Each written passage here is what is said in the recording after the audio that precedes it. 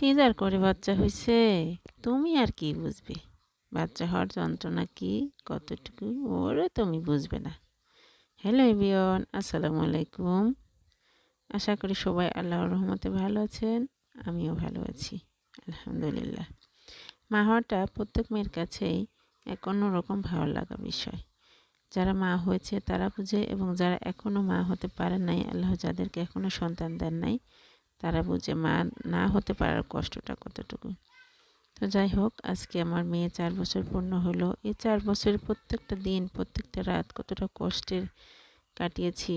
মেয়েকে নিয়ে একা হাতে মেয়েকে মানুষ করেছি, এটা একমাত্র মহান আল্লাহ তাআলাই জানেন, আর কেউ জানেন না। মেয়ে হওয়ার পর সিজার করে শুধুমাত্র হয়েছে, এরপর থেকে আতুর ঘর বলেন সব কিছু 1 মাস পর থেকে সব কিছু নিজেকেই করতে হয়েছে। অনেকেই বলে থাকেন এমন হিংস মারা কথা, তোমরা কোনো কষ্ট বোঝো না, তোমাদের সিজার করা বাচ্চা হয়েছে। তো তাদেরকে বলি, প্লিজ এগুলো বলবেন না। আমার মেয়েকে নিয়ে আমি যে কষ্টে তাকে বড় করছি বা করেছি, এটা আর 5 জন সাধারণত করে না।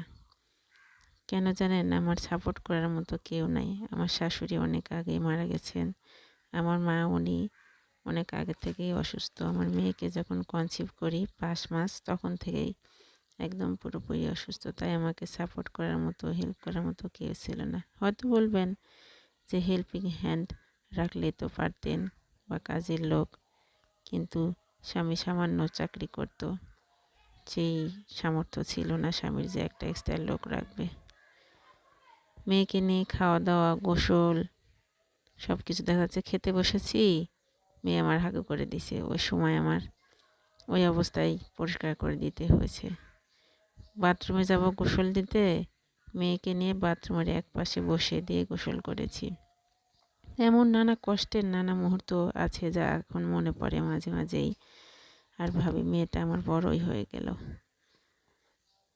অনেক কষ্টের স্মৃতি আছে। তা আপনাদের বলি, যারা এগুলো কথা বলেন যে সিজার করে বাচ্চা হলে কোনো কষ্ট হয় না, বাচ্চা মানুষ করা কি লাগে, আগের যুগের মানুষের কত বাচ্চা হয়েছে, তারা কি মানুষ করে নাই? আগের যুগ আর এই যুগ অনেক পার্থক্য। তো যাই হোক, আজকে আমার মেয়ে 4 বছর পূর্ণ হলো।